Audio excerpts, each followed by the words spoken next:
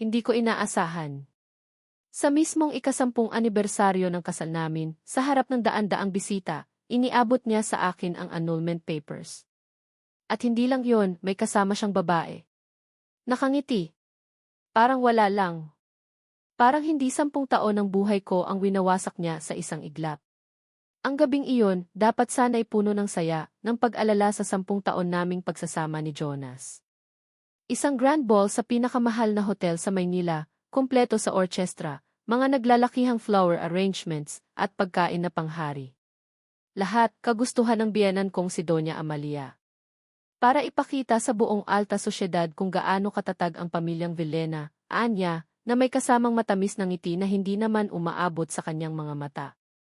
Ako. Simple lang naman ang gusto ko, kahit isang tahimik na dinner lang naming dalawa. Pero sino ba naman ako para tumanggi sa tire natin ng pamilya? Suot ko ang bagong gawang gown ni Radyo Laurel, regalo daw ni Jonas, pero alam kong si Doña Amalia ang pumili. Kulay champagne, swak na swak daw sa tema ng gabi, Decade of Golden Love. Golden Love. Napangiti ako ng mapait habang inaalala. Kaninang umaga lang, habang nag-aayos ako, panay ang silip ko sa asul na velvet box sa ibabaw ng dresser. Ang regalo ko para kay Jonas. Isang mamahaling Swiss watch, ipon ko mula sa maliit kong online flower shop business. May ukit sa likod, lay ampersand easy, higit pa sa ginto, higit pa sa habang buhay. Cheesy, pero iyon ang nararamdaman ko. Pagdating namin sa venue, sinalubong kami ng flash ng mga kamera. Mga kilalang personalidad, business partners ng mga Villena, at syempre, ang mga matapobreng amiga ni Doña Amalia, lahat nakangiti, bumabati.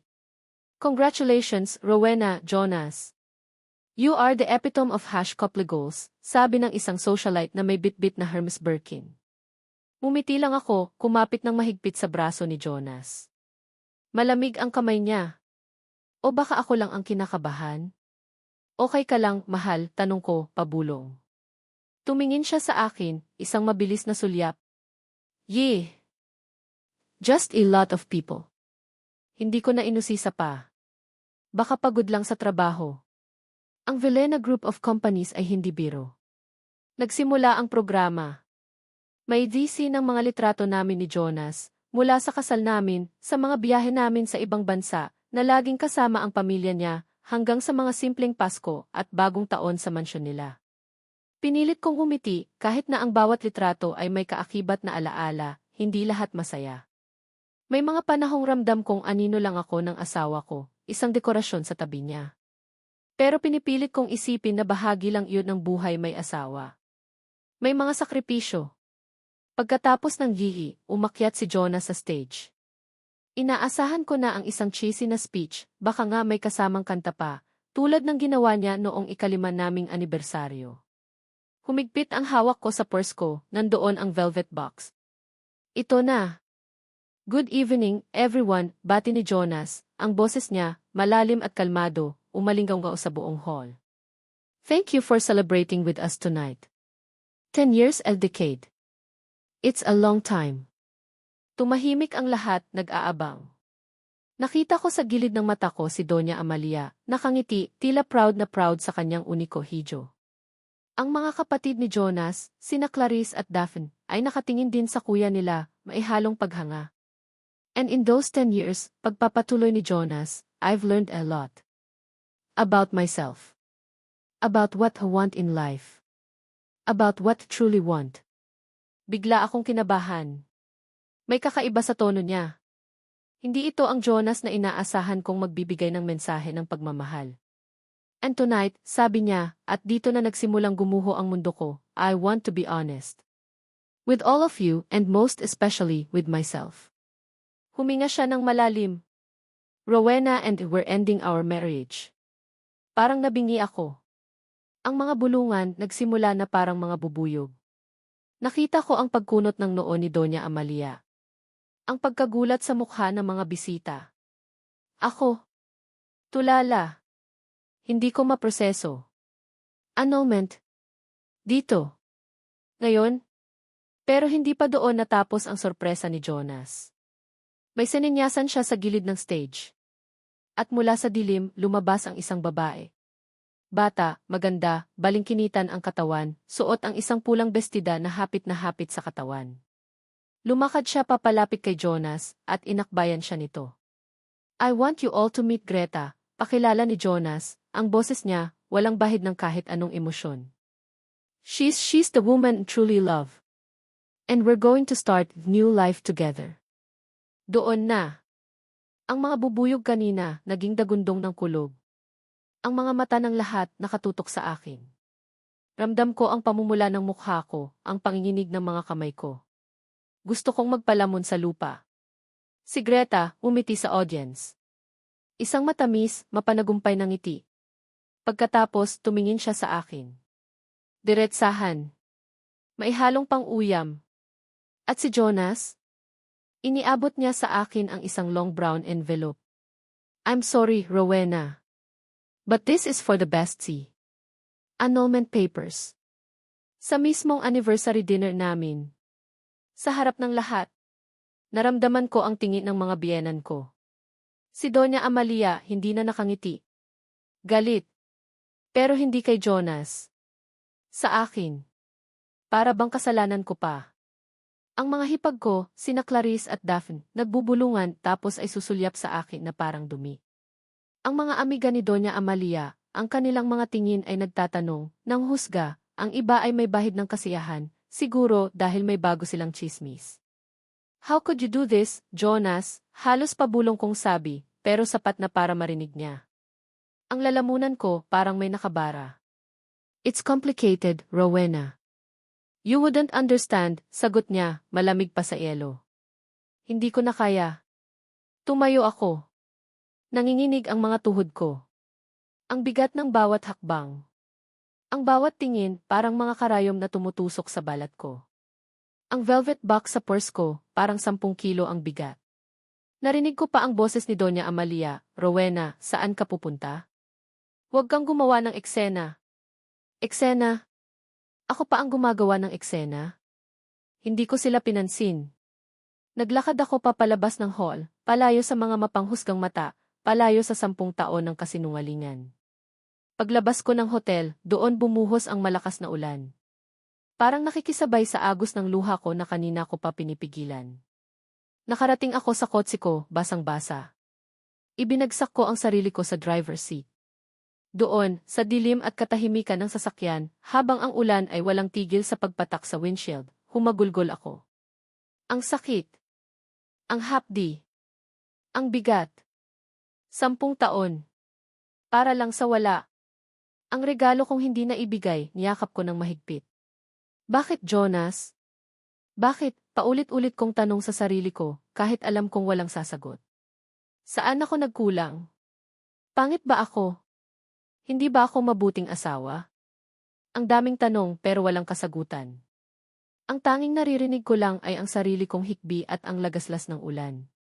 Maya-maya, habang nakasubsob ang mukha ko sa manibela, narinig kong tumunog ang cellphone ko. Isang text message. Pupunasan ko sana ang mga mata ko para basahin, pero parang wala na akong pakialam. Sino pa ba ang magmemensahe sa akin sa ganitong oras, sa ganitong sitwasyon? Baka isa lang sa mga kaibigan kong nakikitsismis. Pero tumunog ulit. At ulit. Sa wakas, kinuha ko. Unknown number. Binuksan ko. Isang maikling mensahe lang. Rowena, nakita ko ang nangyari. Kung kailangan mo ng kahit ano o kahit kausap lang. Nandito lang ako. Napakunot ang noo ko. Sino to?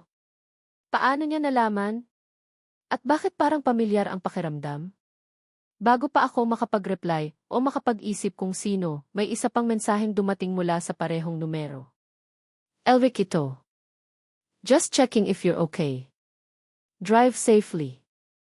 Elric. Elric. Ang pangalang iyon. Parang isang multo mula sa nakaraan. Ang lalaking binsang naging sandali, bakit siya nagparamdam ngayon?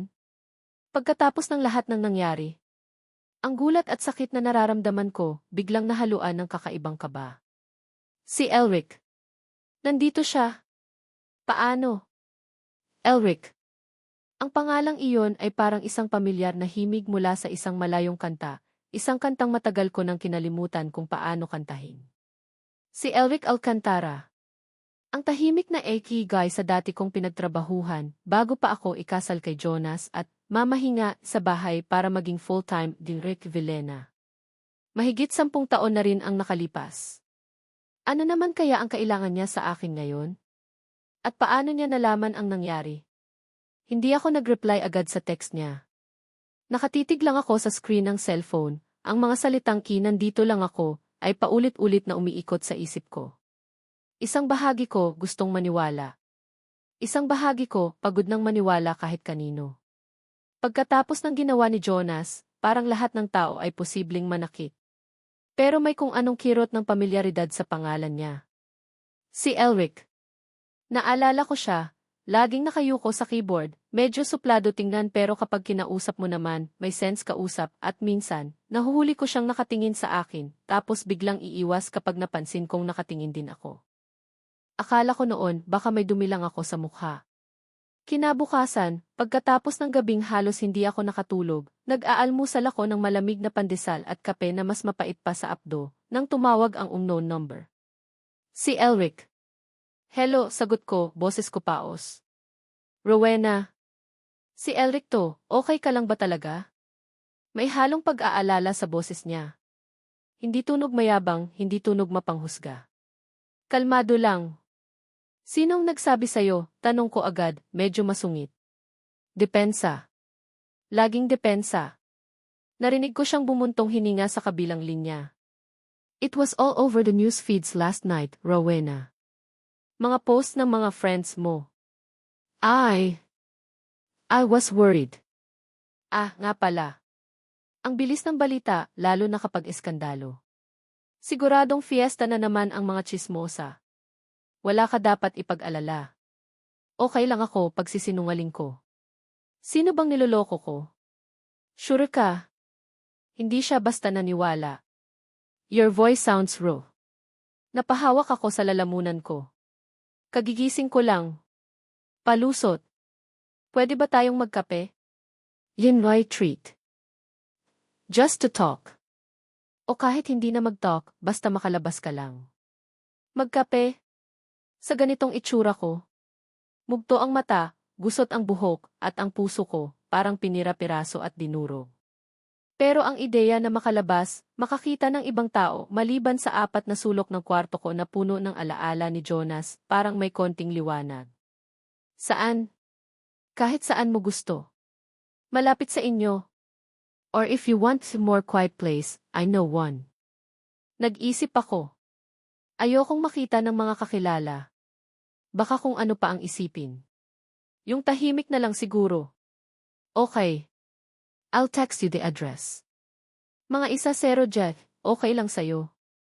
CJ. Pagbaba ko ng telepono, napatingin ako sa salamin. Mukha akong ginahasa ng 10 kalabaw. Kailangan kong mag-ayos. Hindi para kay Elric, kundi para sa sarili ko. Kahit konting dignidad man lang ang matira. Ang coffee shop na sinabi ni Elric ay isang maliit at tago na lugar sa may katipunan. Hindi siya pang sosyal, pero malinis at amoy bagong brew na kape. Pagpasok ko, nakita ko agad siya sa isang sulok, nakatalikod sa pinto, nakatingin sa labas ng bintana. Suot niya ay simpleng polo shirt at maong. Mas presentable siya ngayon kesa sa naalala ko. Parang tumangkad o baka nagkalaman lang ng konti. Hindi na siya yung payatot na guy. Lumapit ako. Elric. Lumingon siya at mumiti. Isang maliit, medyo alanganing ngiti. Rowena. Buti nakarating ka. Tumayo siya. Umupo ka. Umupo ako, medyo nailang. Ang tagal na naming hindi nagkita. Ano bang dapat naming pag-usapan? So, simula niya, pagkatapos naming maka-order ng kape. Kumusta ka na? Aside from D. Napabuntong hininga ako. Eto, trying to pick up the pieces. Ikaw? Anong nangyari sa'yo after ng Tech Solutions? Yun ang pangalan ng dati naming kumpanya. Lumipat ako sa ibang kumpanya. Then, I started my own. Small tech firm lang, events management software ang focus. Wow! Congrats!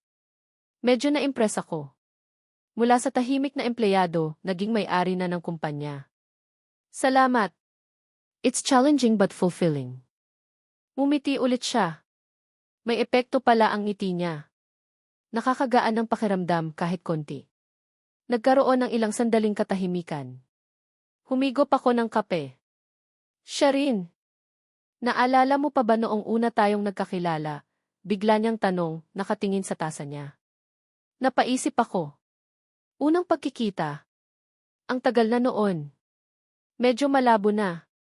Sa pantry yata. Natapunan mo yata ako ng kape. Biro ko para pagaanin ang atmosphere. Napangiti siya, this time mas maluwag. Actually, hindi. Sa orientation. Bagong hire ka noon.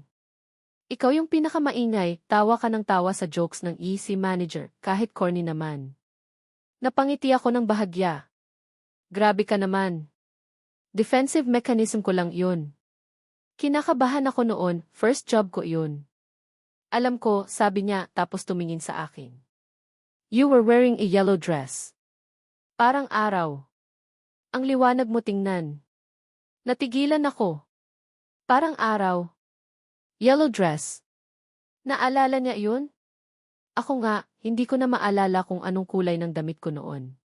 Biglang may kung anong kumiliti sa dibdib ko. Isang munting kislap ng ano to. Kilig. Impossible. Ang tanda ko na para dito. At saka, bagong wasak ang puso ko.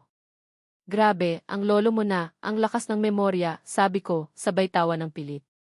May mga bagay lang talagang hindi nakakalimutan, sagot niya, seryoso na ulit ang mukha, pero may ngiti pa rin sa mga mata. Ang mga salitang yun. May mga bagay lang talagang hindi nakakalimutan. Kabaligtaran ng ginawa ni Jonas. Si Jonas, kinalimutan ang 10 taon namin na parang bulalang. Si Elric, naalala ang isang dilaw na bestida. Ang laking pagkakaiba. Nagpatuloy ang usapan namin. Tungkol sa mga dati naming katrabaho, sa mga nakakatawang alaala sa opisina. For a few moments, nakalimutan ko ang sakit, ang kahihiyan. Naging si Rowena lang ulit ako, hindi si Rowena Villena na niloko ng asawa. Habang nagkukwentuhan, hindi ko namalayan, medyo sumandal pala ako sa upuan ko. Biglang may naramdaman akong tumusok sa likod ko. Pagkapa ko, yung takong pala ng sandals ko, medyo bumibigay na.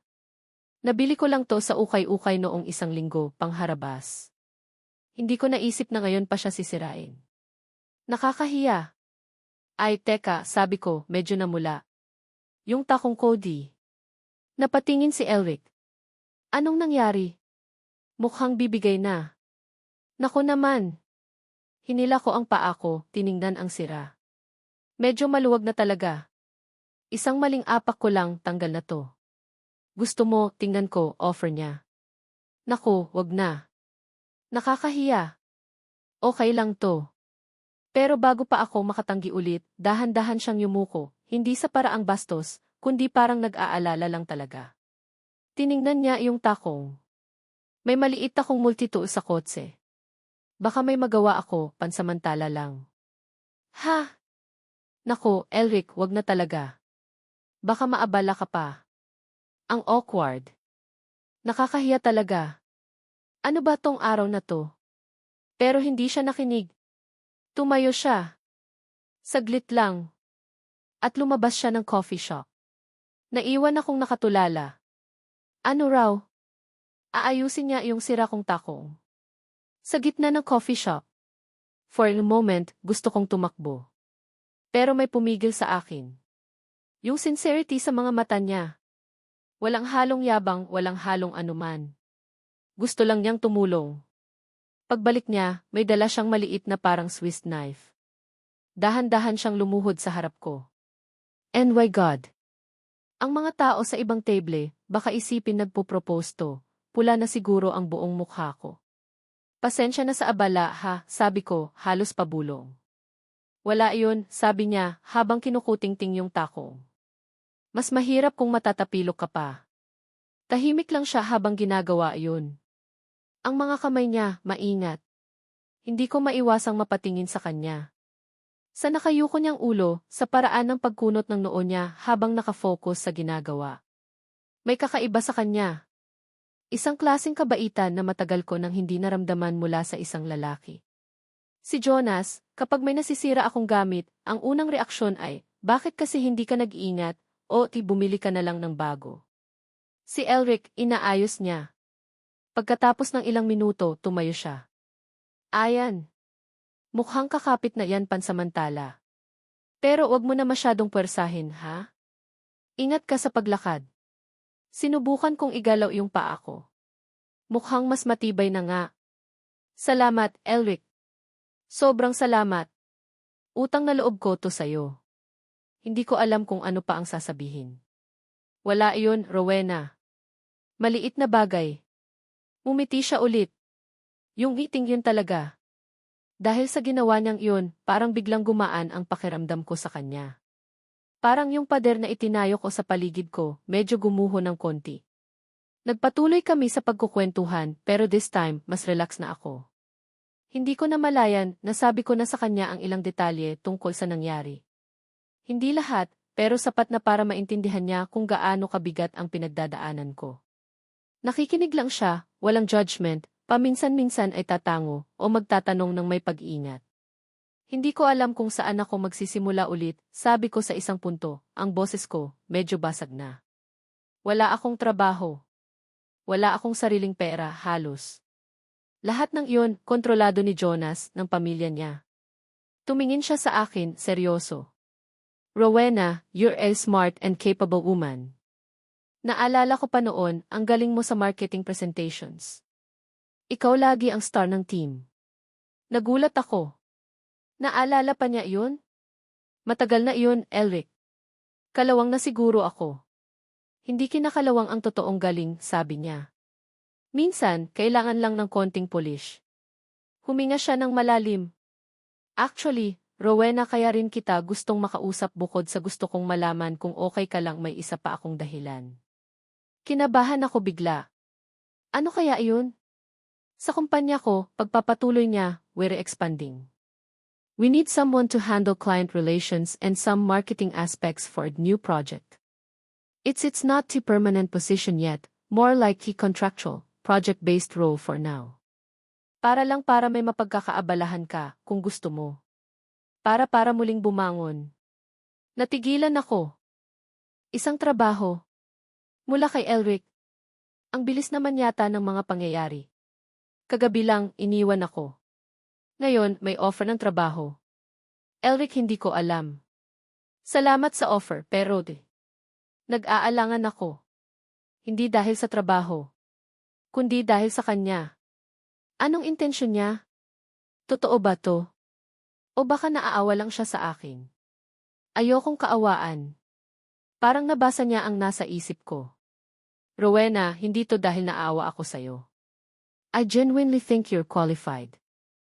And I know you need this. A fresh start. A way to stand on your own feet again. Tinitigan niya ako ng diretso sa mata. Walang pagkukunwari. Walang hidden agenda na nababasa ko. Look, alam kong marami kang iniisip ngayon. Alam kong masakit ang lahat. Pero andito ako. At naniniwala ako sa'yo. Huminga siya ng malalim, tapos medyo nag-iba ang tono ng boses niya, naging mas malambing, mas personal. Kung bibigyan kita ng bagong simula, Rowena, tatanggapin mo ba? Ang tanong na iyon. Parang isang lubid na inihagis sa akin habang nalulunod ako. Isang bagong simula. Kaya ko pa ba? Handa na ba akong sumubok ulit? Pagkatapos ng lahat, nakatitig lang ako sa kanya, ang mga salita niya ay naglalaro sa isip ko. Ang puso ko biglang kumabog ng malakas. Hindi dahil sa takot, kundi dahil sa isang emosyon na matagal ko nang hindi naramdaman. Pag-asa. At isang pamilyar na kiliti ng kilig. Pero ang mga labi ko ayaw bumuka. Ang daming what ifs sa isip ko. Paano kung mabigo ulit ako? Paano kung... Sige, halos pabulong kong sagot kay Elric, pagkatapos ng ilang sandaling pagtitig sa kanya, pagtitimbang sa alok niya. Tatanggapin ko. Isang maliit na ngiti ang sumilay sa mga labi ko, ang una kong totoong ngiti mula noong gabing iyon. Ang pag-asa, gaano man kaliit, ay parang sinag ng araw pagkatapos ng mahabang bagyo. Ang mga sumunod na linggo ay naging abala para sa akin. Sinimulan ko ang project-based role sa kumpanya ni Elric, ang T-Innovate Solutions. Maliit lang ang opisina nila sa isang building sa Ortigas, hindi kasing grandyoso ng mga opisina ng Villena Group, pero masigla ang atmosphere. Ang mga empleyado, karamihan ay bata pa, puno ng enerhiya. Sa una, medyo nailang ako. Matagal na akong hindi nakapasok sa corporate world. Ang mga damit ko, puro pang madam, pang cocktail party. Kinailangan kong mamili ng mga bagong damit pang opisina, mas simple, mas profesional. Mabuti na lang, may konti pa akong naipon mula sa online flower shop ko na hindi alam ni Jonas. Si Elric, bilang boss, ay ibang-iba sa Elric na nakakakape ko. Seryoso siya sa trabaho, metikuloso, at demanding, pero sa paraang nakaka-inspire, hindi nakaka-pressure. Madalas kaming mag-usap tungkol sa proyekto, minsan ay umaabot kami ng gabi sa opisina, nagbe-brainstorm.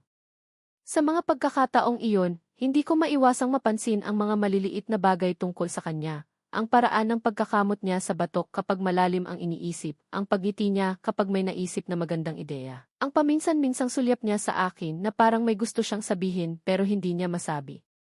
At yung mga sulyap na iyon, yung mga sandaling nagkakatinginan kami ng mas matagal kaysa sa normal, yung mga biruan na may kasamang konting something yun ang nagsimulang magbigay ng ibang kulay sa mga araw ko. Hindi ko inaamin sa sarili ko noon pero kinikilig ako. Ang sarap sa pakiramdam na may nakaka-appreciate ulit sa'yo, hindi lang bilang asawa o dekorasyon, kundi bilang isang tao, bilang isang babae. Isang Biyernes ng gabi, pagkatapos ng isang successful client presentation, kung saan ako ang nagpresenta, niyaya ako ni Elric na mag-dinner. To celebrate your first win, sabi niya, nakangiti. Pumayag ako. Dinala niya ako sa isang maliit, cozy na Italian restaurant. Hindi yung tipong pangmayaman na pinupuntahan namin ni Jonas, pero masarap ang pagkain at masarap ang atmosphere. Nag-order kami ng pasta at wine. You were brilliant earlier, Rowena, sabi ni Elric habang itinaas ang wine glass niya. I knew you had it in you. Salamat sa tiwala, sagot ko, medyo namumula. At salamat sa opportunity. No, thank you for taking the chance. Nagkatinginan kami. This time, walang alinlangan sa mga mata niya. Parang may paghanga. At yung dibdib ko, kumalabog na naman. Nagpatuloy ang usapan, mas personal na ngayon. Tungkol sa mga pangarap, sa mga takot, sa mga bagay na hindi namin napag-uusapan sa opisina. Nalaman ko na matagal na pala siyang may gusto sa akin, noon pa sa Tech Solutions. Hindi lang daw siya makasingit dahil kay Jonas. Alam mo, noong nalaman kong ikakasal ka na kay Jonas Villena, pag-amin niya, medyo nahihiya, parang gumuho ang mundo ko. Sabi ko sa sarili ko, wala na, naunahan na ako ng isang Villena. Napangiti siya ng mapait. Pero sino ba naman ako noon? Isang hamak na guy lang. Natigilan ako. Totoo ba to? Matagal na siyang may gusto sa akin. Hindi ko alam kung anong sasabihin.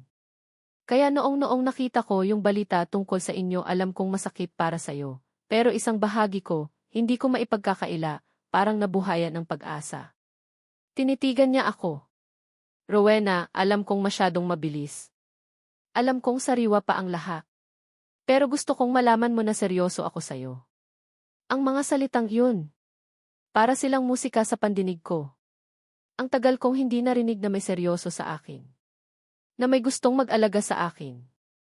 Hindi ko na malayan, may luha na palang tumutulo sa mga mata ko. Pero this time, hindi luha ng sakit. Luha ng pasasalamat? O baka luha ng pag-asa na natupad? Inabot niya ang kamay ko sa ibabaw ng mesa. Hey, okay ka lang? Tumango ako. Salamat, Elric. Salamat sa lahat. Ang gabing yun, parang panaginip. Pagkatapos ng dinner, habang naglalakad kami papunta sa parking lot, bigla siyang huminto. Humarap sa akin. Dahan-dahan niyang inilapit ang mukha niya sa akin. Akala ko, hahalikan niya ako. Pinikit ko ang mga mata ko, nag-aabang. Pero imbes na halik sa labi, isang malambot na halik sa noo ang iginawad niya. Hindi pa ito ang tamang oras, bulong niya. Pero gusto kong malaman mo, hihintayin kita. Yun na iyon. Simula noon, naging kamit na, kahit hindi opisyal, kahit walang label. May mga lunch dates, mga coffee breaks na mas matagal kaysa sa dapat, mga text messages na umaabot hanggang madaling araw. Ang saya. Ang gaan. Parang teenager ulit ako. Pero, sabi nga nila, walang forever na saya.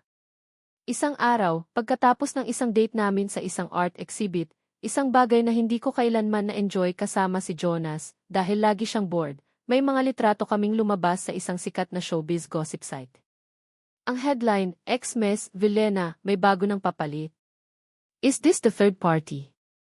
Sa picture, masaya kaming nagtatawanan ni Elric, may hawak siyang kape, ako naman ay may hawak na maliit na painting.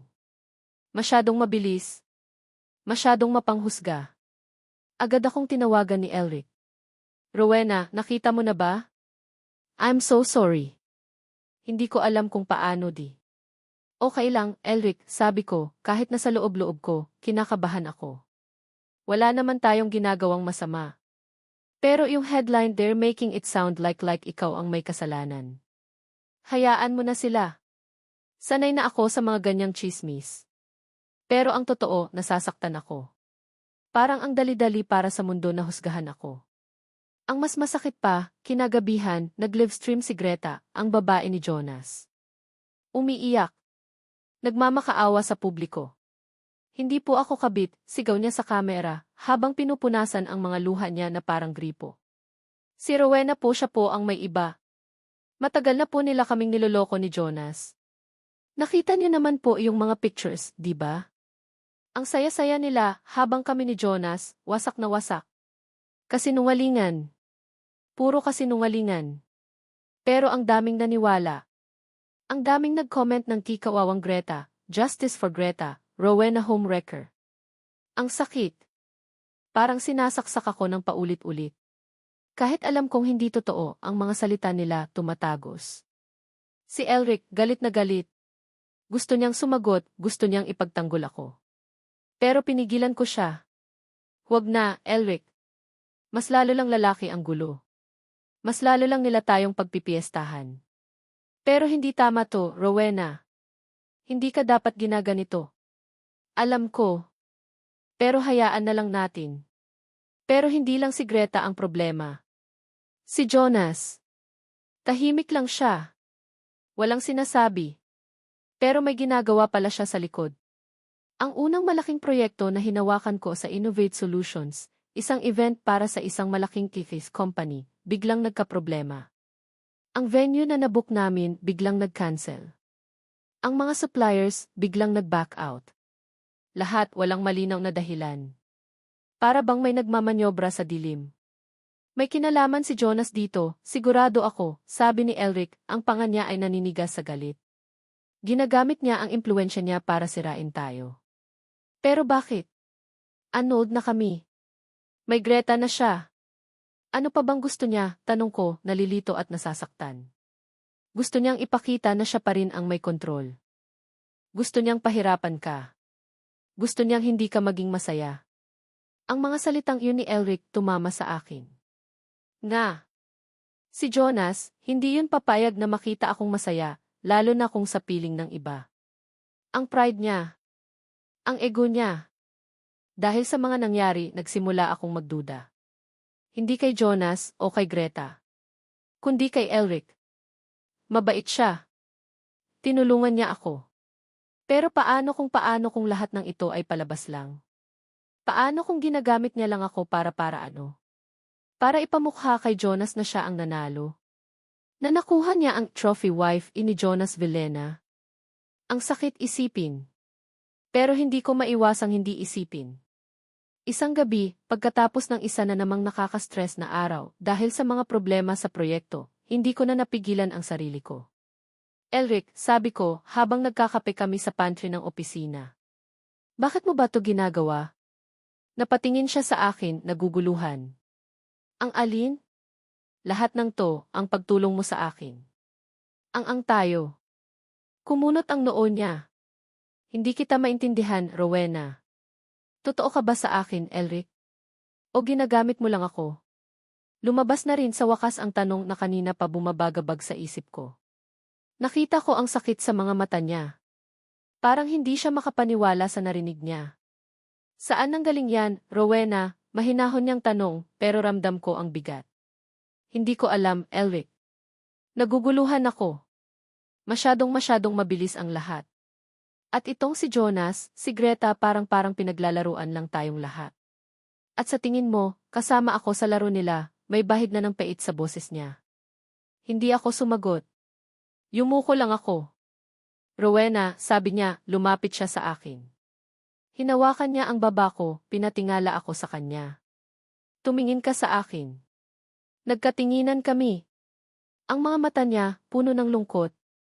Pagtataka. Mahal kita, Rowena. Noon pa. Hindi iyon nagbago. Gusto kong makita kang masaya ulit. Gusto kong tulungan kang bumangon. Pero hindi dahil gusto kong manalo laban kay Jonas. Kundi dahil mahal kita. Dahil gusto kong makasama ka. Yun lang yun. Walang ibang dahilan. Ang sinseridad sa boses niya, parang kutsilyong humiwa sa puso ko. Nasaktan ko siya. At nasaktan ko ang sarili ko sa pagdududa. Pero ang takot na masaktan ulit napakalakas. Hindi ko alam, Elric, sabi ko, ang boses ko nanginginig. Hindi ko alam kung ikaw pa ba ang sagot o panibagong tanong. Bumitaw siya sa pagkakahawak sa akin. Tumalikod siya. Nakita ko ang pagbagsak ng mga balikat niya. Hindi siya nagsalita. Hindi siya nagpaliwanag pa. Tumahimik lang siya. At ang katahimikan na iyon, mas masakit pa kaysa sa kahit anong sigaw. Naiwan akong nakatayo doon, pinagsisisihan ang mga salitang binitiwan ko. Gusto ko siyang habulin, gusto kong humingi ng tawad. Pero hindi ko magawa. Ang anino ng nakaraan, masyadong madilim. Masyadong mabigat. Ang mga sumunod na araw pagkatapos ng gabing iyon sa pantry ay puno ng tensyon. Para kaming may invisible wall sa pagitan namin ni Elric. Professional kami sa isa't isa sa opisina, pero wala na yung mga biruan, yung mga makahulugang tinginan. Ang dating mainit na kape namin tuwing umaga, naging malamig na. Nasasaktan ako, alam ko nasasaktan din siya, pero pareho kaming hindi alam kung paano sisimulan ang pag-uusap para ayusin ang gusot. Ang mga salitang binitiwan ko, hindi ko alam kung ikaw pa ba ang sagot o panibagong tanong, ay parang multong bumubulong sa bawat sulok ng opisina. Ang proyekto para sa Tifis Company, lalo pang nagkagulo. Sunod-sunod ang mga aberya. May isang key supplier na biglang nag-pull out sa huling minuto, may mga equipment na biglang inasira, bago mismo ang delivery. Halos araw-araw akong umiiyak sa banyo, pinipigilan ang sarili kong sumuko. Alam kong si Jonas ang may kagagawa ng lahat. Gusto niya akong makitang bigo. Gusto niyang patunayan na wala akong kwenta kung wala siya. Isang hapon, pagod na ako. Nasa conference room ako, tinitingnan ang mga revised plans, trying to salvage what's left of the project. Pumasok si Elric. Tahimik lang siyang umupo sa tapat ko. Rowena, mahinahon niyang sabi. Alam kong mahirap to, pero huwag kang susuko. Tumingin ako sa kanya, ang mga mata ko, sigurado akong mugto na. Paano kung tama si Jonas? Paano kung wala talaga akong kayang gawin ng tama? Umiling siya. Hindi yan totoo. Pinapangunahan ka lang ng takot mo. At yun ang gusto ni Jonas na maramdaman mo. May kinuha siyang sobre sa briefcase niya. Inabot niya sa akin. Ano to? Imbitasyon, sabi niya. Para sa'yo. Binuksan ko. Isang simpleng card, pero elegante. You are cordially invited to a special stockholders meeting of the Vilena Group of Companies. Nakalagay ang petsa at oras, kinabukasan na. Stockholders meeting. Bakit ako iniimbitahan? Wala na akong kaugnayan sa Vilena Group. Bakit ako kasama dito? Tanong ko, litong-lito. Basta. Magtiwala ka lang sa akin, sabi ni Elric, may kakaibang kislap sa mga mata niya. Wear your best power suit. This will be interesting. Kinabukasan, kahit kinakabahan at walang ideya kung anong mangyayari, sinunod ko si Elric. Suot ko ang navy blue power suit na binili ko noong unang linggo ko sa Innovate Solutions, simbolo ng bago kong simula. Pinasundo ako ni Elric. Sa biyahe, tahimik lang kami. Pero yung kamay niya, paminsan-minsan ay dumadapo sa kamay ko, nagbibigay ng unspoken assurance. Pagdating namin sa building ng Vilhena Group, sinalubong kami ng mga tingin. Mga empleyado, mga board members na nakakakilala sa akin bilang dating Eric Vilhena. Ramdam ko ang mga bulungan, ang mga mapanuring mata. Pero this time, itinaas ko ang noo ko. Hindi ako magpapatalo sa kaba. Dinala ako ni Elric sa isang malaking boardroom. Nandoon na ang halos lahat ng Vilhena clan. Si Doña Amalia, ang reyna inang nakaupo sa kabisera, ang mga kapatid ni Jonas na sina Clarice at Daphne, at si Jonas mismo, nakaupo sa tabi ng ina niya, mukhang kampante. At sa tabi ni Jonas, sino pa ba, kundi si Greta, nakasuot ng mamahaling damit, parang siya na ang bagong reyna. Nang makita nila kami ni Elric, lalo na ako, kitang-kita ang gulat sa mga mukha nila. Anong ginagawa ninyo dito? Mataray na tanong ni Doña Amalia, ang tingin ay parang kutsilyo. This is the private meeting. Si Jonas, ngumisi. Rowena, akala ko ba tapos na tayo?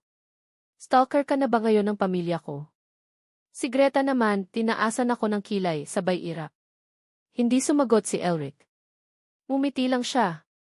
Iginyan niya ako sa dalawang bakanting upuan, hindi kalayuan sa kanila. Eng Alcantara, sabi ng isang matandang board member, si Ing If De Leon, na tila naguguluhan din you requested this special meeting. Ano po ang agenda? Tumayo si Elric. Kalmado. Puno ng kumpiyansa. Good morning, everyone. Salamat sa pagdalo. Inilibot niya ang tingin sa buong kwarto. I called this meeting for a very specific reason. It has come to my attention, and to the attention of certain concerned parties, that there have been some questionable transactions and management decisions within the Vilhena Group in the past few months. Biglang nagkaroon ng bulong-bulungan. Si Doña Amalia, kumunot ang noo. Si Jonas, nawala ang ngisi. What are you talking about, Alcantara? Sabi ni Jonas, medyo iritado na. Our company is doing perfectly fine. Really, Vilhena? Tanong ni Elric, may bahid ng pang-uyam.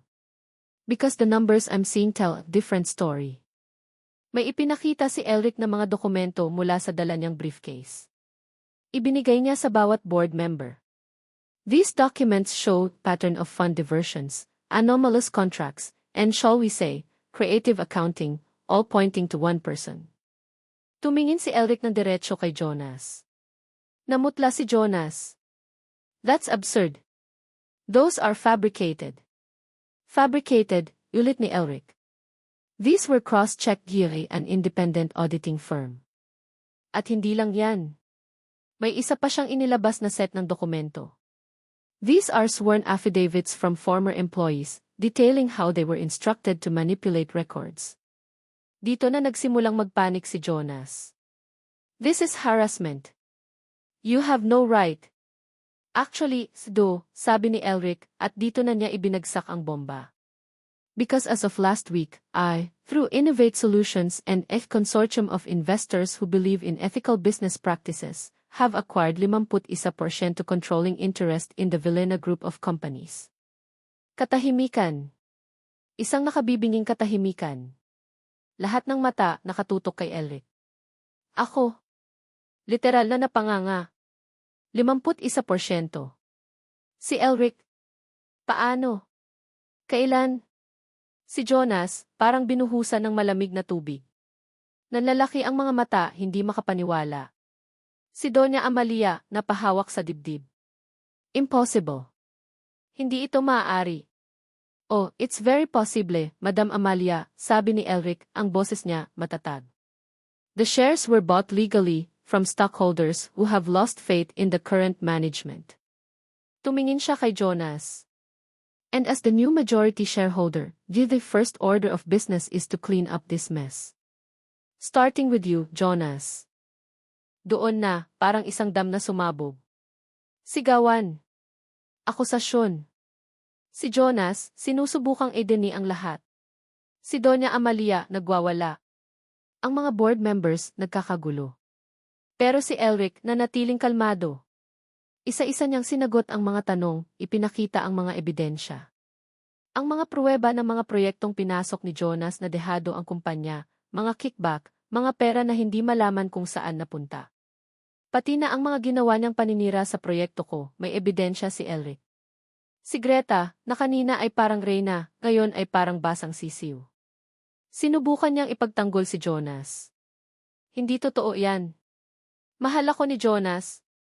Hindi niya magagawa yan. Biglang may isang reporter mula sa isang respetadong business newspaper na tila na imbitahan din ni Elric ang nagtanong kay Greta. Suarez, totoo po bang bago pa man kayo magkarelasyon ni Amy Villena ay mayroon na kayong financial arrangement sa kanya? At totoo po bang may mga kaso kayong kinakaharap for estafa from your previous endeavors? Natigilan si Greta. Nawala ang tapang. Doon na lumabas ang tunay niyang kulay. Isang oportunista.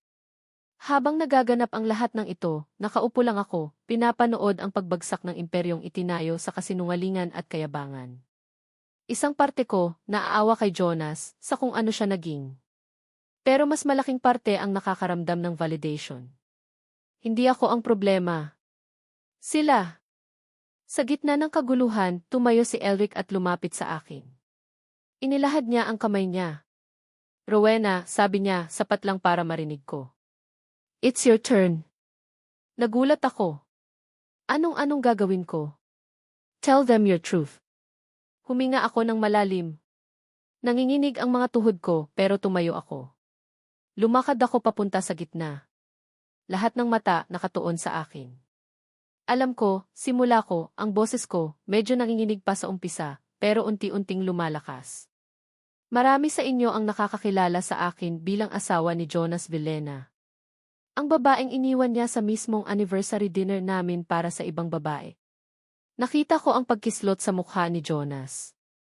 Si Greta, yumuko. Marami rin ang humusga sa akin. Tinawag akong kung ano-ano. Kesyo ako ang may kasalanan, kesyo baka ako ang nang iwan, o baka ako ang nang agaw. Tumingin ako ng diretsyo kay Greta. Pero ang totoo, wala pong inaagaw ang taong matagal nang binitiwan. Nagpatuloy ako. Ang 10 taon ko sa pamilyang ito, hindi naging madali. Maraming sakripisyo. Maraming pagtitiis. Maraming luhang tinago. Pero hindi ako nagsalita. Dahil umasa ako. Umasa ako na balang araw, makikita rin ang halaga ko. Na balang araw, mamahalin din ako ng totoo. Tumingin ako kay Jonas. Pero nagkamali ako. Ang pag-ibig na inaasahan ko, hindi pala para sa akin. At ang pamilyang akala ko ay magiging akin, ay hindi pala talaga ako tinanggap. Tumingin ako kay Doña Amalia, na ngayon ay tahimik na, nakatingin sa akin, may kung anong emosyon sa mga mata niya na hindi ko mabasa. Ngayon, pagpapatuloy ko, ang boses ko buo na. Nandito ako, hindi para maningil. Hindi para maghiganti. Nandito ako para sabihin na tapos na ako sa nakaraan. Tapos na akong maging biktima. Handa na akong harapin ang bagong simula. May ngiti sa mga labi ko. Isang ngiti ng kalayaan. Pagkatapos ng speech ko, nagkaroon ng katahimikan. Tapos, dahan-dahang may pumalakpak. Si M. De Leon. Sinundan ng iba pang board members. Kahit ang ilang empleyado na nasa labas ng boardroom, napapalakpak. Si Jonas, nakayuko. Talo. Si Doña Amalia, walang imik. Si Greta, gusto na yatang magpalamon sa lupa. Lumapit ulit sa akin si Elric. Hinawakan niya ang kamay ko, mahigpit. Ngayon, bulong niya, nakangiti. Tayo na ang may hawak. Ang mga flash ng kamera mula sa mga reporter na nandoon, sunod-sunod. Ang mga tanong, sabay-sabay. Narinig ko ang isang reporter na sumigaw, Dina Rowena, kayo na po ba ang bagong mukha ng Villena Group? Napatingin ako kay Elric. Mumiti siya, isang ngiting nagsasabing, kaya mo yan. Bagong mukha ng Villena.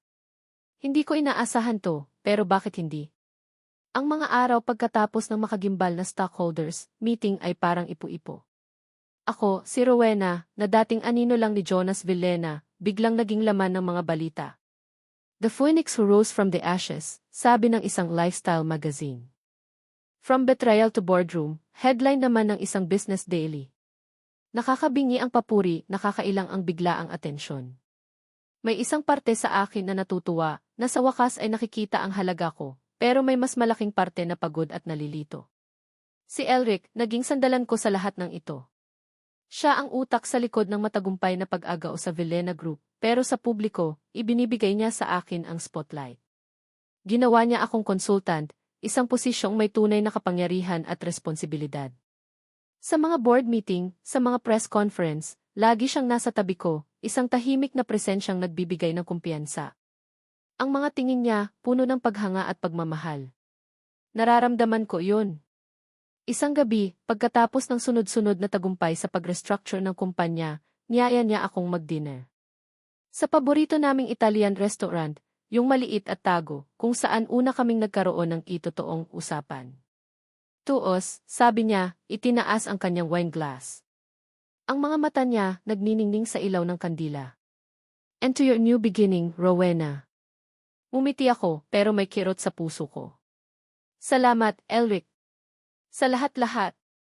You deserve all of it, sabi niya, at hinawakan ang kamay ko sa ibabaw ng mesa. Ang init ng palad niya, parang kumot sa malamig kong gabi. Rowena, alam kong mabilis ang mga pangyayari. Pero gusto ko nang gawing opisyal ang kung ano man to. Gusto kong malaman ng lahat na ikaw ang mahal ko. Ang mga salitang yun. Ang mga salitang dapat sana ay magpapakilig sa akin, magpapatalon sa puso ko sa tuwa. Pero parang may pumipigil. Elric, sabi ko, ang boses ko, bahagyang nanginginig. Hindi pa yata ako handa. Nakita ko ang pagdaan ng anino ng sakit sa mga mata niya, pero agad niya itong itinago sa isang pilit na ngiti. Okay lang. Naiintindihan ko.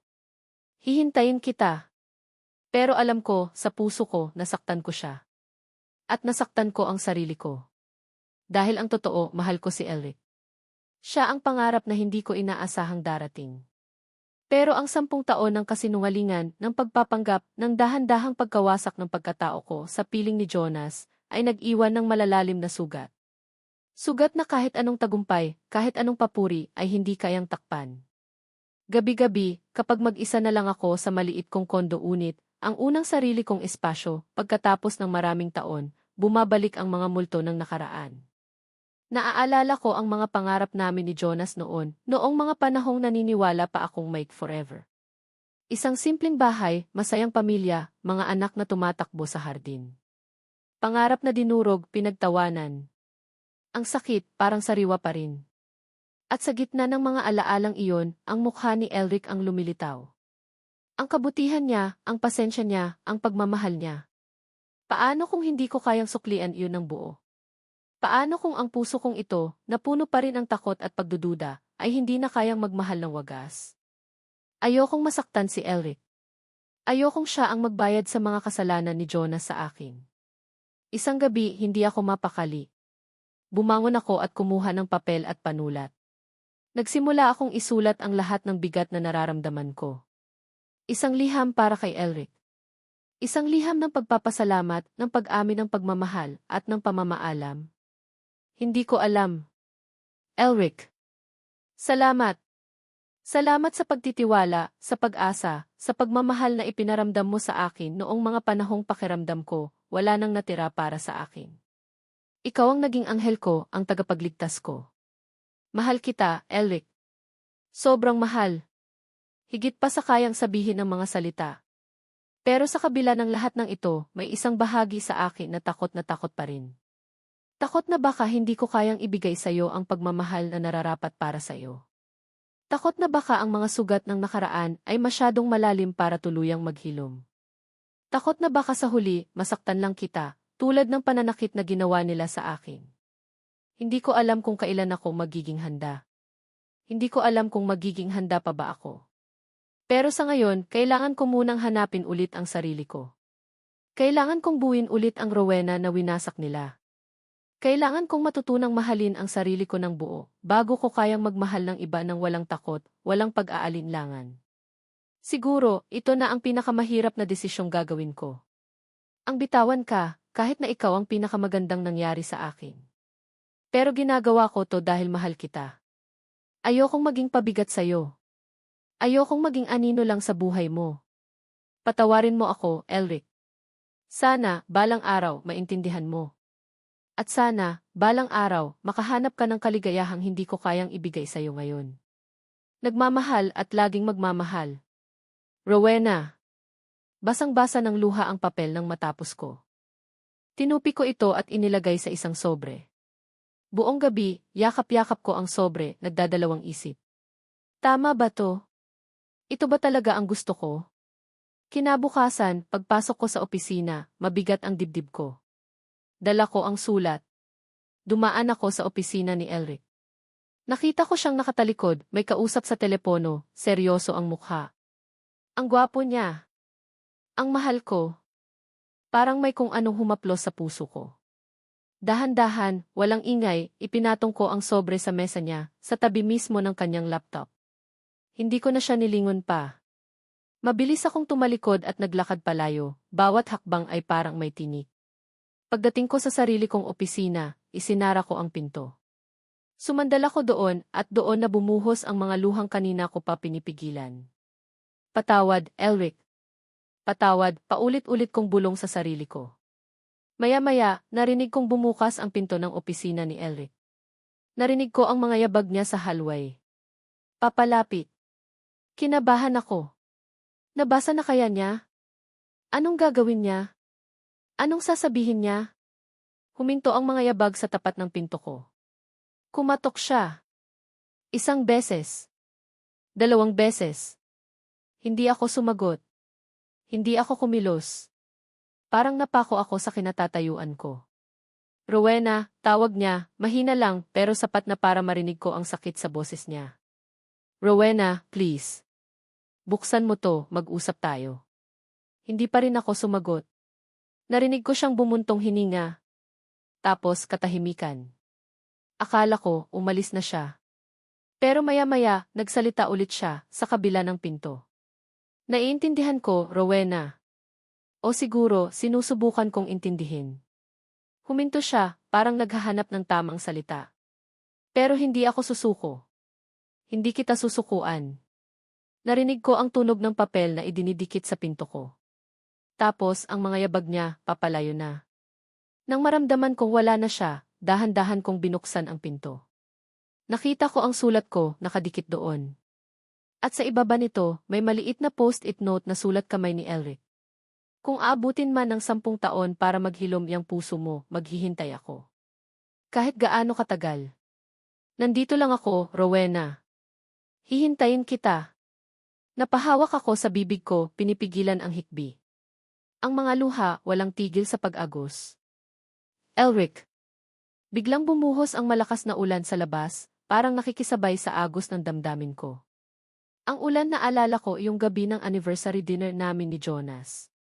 Umuulan din noon. Pero noon, mag-isa akong umiiyak sa kotse, wasak na wasak. Ngayon, hindi ko alam kung anong nagtulak sa akin. Siguro yung mga salita niya. Siguro yung pag-asa na bigla kong naramdaman. Kinuha ko ang payong ko at mabilis na lumabas ng opisina. Hinanap ko siya. Nakita ko siya sa lobby, pasakay na sana ng elevator. Basang-basa ng ulan ang buhok at balikat niya, marahil ay lumabas siya saglit. Nakatayo lang siya doon, nakayuko, parang ang bigat-bigat ng mundo niya. Dinudurog ang puso ko sa nakikita ko. Elric, sigaw ko. Lumingon siya, gulat na gulat nang makita ako. Ang mga mata niya, puno ng tanong, ng sakit, ng pag-asa. Tumakbo ako palapit sa kanya, hindi alintana ang mga taong nakatingin. Nang makarating ako sa harap niya, wala akong sinabi. Niyakap ko lang siya. Mahigpit. Sobrang higpit. Rowena. Huwag mo akong hintayin ng 10 taon, sabi ko, ang boses ko, basag sa pagitan ng mga hikbi. Masyadong matagal iyon. Naramdaman kong humigpit din ang yakap niya. Isinubsob niya ang mukha niya sa buhok ko. Ibig sabihin ba nito? Ibig sabihin, sabi ko, humiwalay ng kaunti para tingnan siya sa mata, tulungan mo akong maghilom. Huwag mo akong iwan. Ngumiti siya.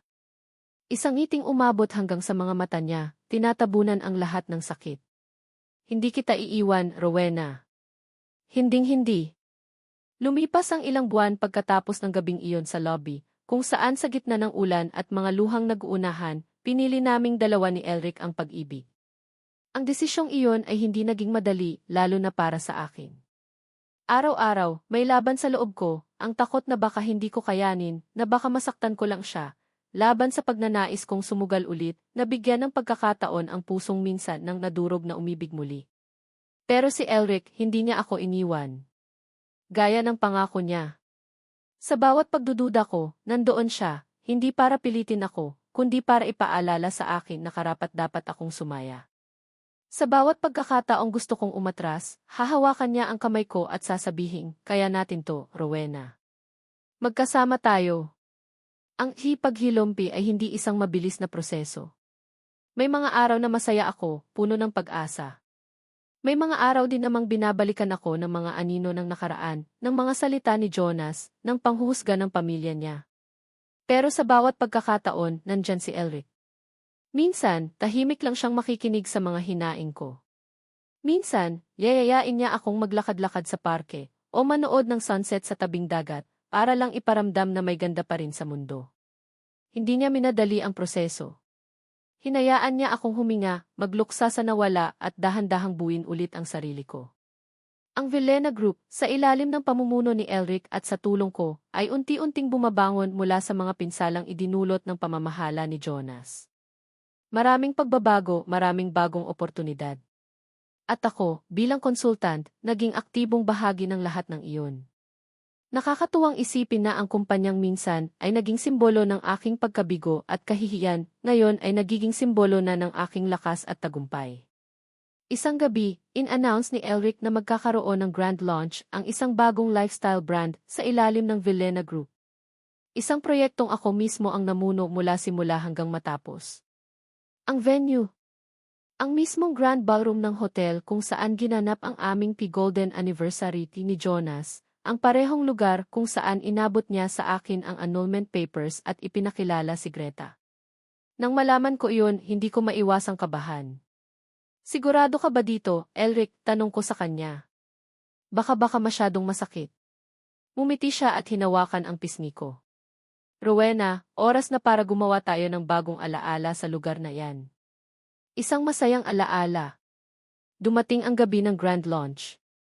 Ang ballroom, na dati puno ng mapanghusgang mga mata at peking ngiti, ngayon ay puno ng mga taong sumusuporta sa amin, mga kasamahan sa trabaho, mga kaibigan, at mga bagong business partners. Suot ko ang isang simpleng puting bestida, simbolo ng bagong simula. Sa tabi ko, si Elric, gwapong-gwapo sa kanyang itim na suit, ang mga mata niya ay laging nakatingin sa akin na may pagmamahal. Naging matagumpay ang launch. Pagkatapos ng presentation ko tungkol sa bagong brand, umakyat si Elric sa stage. Akala ko magbibigay lang siya ng closing remarks. Pero iba ang nangyari. Good evening, everyone, simula niya, ang boses niya ay umalinggaw sa buong hall. Tonight, we are not just launching new brand. We are celebrating new beginnings. We are celebrating courage. And we are celebrating love. Biglang nag-iba ang ilaw sa stage. Isang spotlight ang tumutok sa akin. Nagulat ako. Ano to? Nakita kong bumaba si Elric sa stage, lumapit sa akin, at may kinuha sa kanyang bulsa. Isang maliit na pulang kahon. Oh, my God! Lumuhod siya sa harap ko. Sa harap ng daan-daang tao. Sa mismong lugar kung saan minsan akong napahiya at nasaktan. Rowena Castillo, sabi niya, ang boses niya, nanginginig ng bahagya, pero puno ng emosyon. Alam kong marami tayong pinagdaanan. Alam kong marami kang sugat na kailangan pang maghilom. Pero gusto kong malaman mo na sa bawat araw na kasama kita, mas lalo kitang minamahal. Ikaw ang naging araw ko sa likod ng bawat bagyo. Ikaw ang nagturo sa akin kung paano magmahal muli at kung paano umasa. Binuksan niya ang kahon. Isang napakagandang singsing na may maliit na diamante ang lumitaw. Simple pero elegante. Parang ako. Hindi ko maipapangako sa iyo ang isang perpektong buhay dahil walang ganoon pagpapatuloy niya. Pero maipapangako ko sa iyo na sa bawat araw pipiliin kita. Mamahalin kita. Aalagaan kita. Poprotektahan kita. Rowena, will you marry me? Ang mga luha, kusa ng tumulo mula sa mga mata ko. Pero this time, luha ng saya. Luha ng pag-asa. Luha ng pagmamahal na hindi ko akalaing mararamdaman ko pa ulit. Bago pa ako makasagot, biglang may dalawang taong pumasok sa ballroom. Huli na pero agaw pansin. Si Jonas at si Greta. Nakatingin sila sa amin, si Jonas ay may mapait na ngiti, si Greta naman ay parang mangangain ng tao sa inis. Well, sabi ni Jonas, palakpak pa ng sarkastiko. Look what we have here. Another grand spectacle. Hindi ka pa rin pala nagbabago, Rowena. Mahilig ka pa rin sa drama. Si Greta, sumabat, akala mo ba, porket ikaw na ang bagong reyna, masaya ka na? Ang karma, hindi natutulog, Rowena. Ang dating ako, siguro ay matataranta na, o baka mapapaiyak sa galit. Pero ngayon, iba na. Tumingin ako sa kanila, kalmado. May maliit na ngiti sa mga labi ko. Jonas, Greta, bati ko.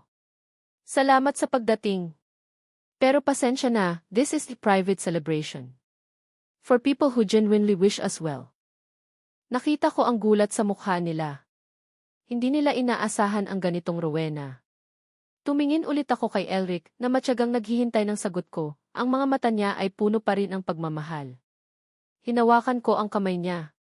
Elric, sabi ko, ang boses ko matatag at puno ng pagmamahal. Hindi mo ako iniligtas. Dahil hindi ako damsel in distress. Ang ginawa mo, tinulungan mo lang akong iligtas ang sarili ko. Tinulungan mo akong makita ulit ang halaga ko, ang lakas ko. Itinaas ko ang kamay ko para isuot niya ang sing-sing. At ang sagot ko ay, yes, Elric Alcantara. I will marry you. Naghiyawan ang mga tao. Ang palakpakan, mas malakas pa kaysa kanina. Niyakap ako ni Elric at hinalikan niya ako, isang halik na puno ng pangako, ng pag-asa, at ng walang hanggang pagmamahal. Si Jonas at Greta, walang nagawa kundi tumalikod at umalis, ang kanilang dating kayabangan ay napalitan ng mapait na pagkatalo. Sila na ngayon ang anino. Habang nakayakap ako kay Elric, sa gitna ng entablado, sa ilalim ng maningning na mga ilaw, naramdaman ko ang isang kakaibang kapayapaan. Ang mga sugat, nandyan pa rin siguro, pero hindi na sila kasing sakit. Nagsisilbi na lang silang paalala ng mga laban na napagtagumpayan ko. Ang close-up shot ng kamera ay nasa kamay ko, sa nagniningning na sing-sing. Hindi ito pagtatapos, bulong ko, sapat lang para marinig ni Elric at ng sarili ko. Simula ito ng tunay kong kwento. Ngumiti si Elric. Ang ating kwento. At kung may susunod pa, handa na ako. Handa na kaming harapin ang anumang pagsubok, basta't magkasama. Dahil sa wakas, natagpuan ko na ang aking araw sa likod ng bawat bagyo. Ang aking Elric. Ang aking pag-ibig. Ang aking simula. Mga minamahal kong mambabasa. Una sa lahat, mula po sa kaibuturan ng aking puso, maraming salamat sa inyong pagsubaybay sa kwento ni Rowena at Elric. Bawat kabanata, bawat komento, bawat reaksyon, lahat po yan ay nagbigay sa akin ng inspirasyon at lakas para tapusin ang salaysay na ito.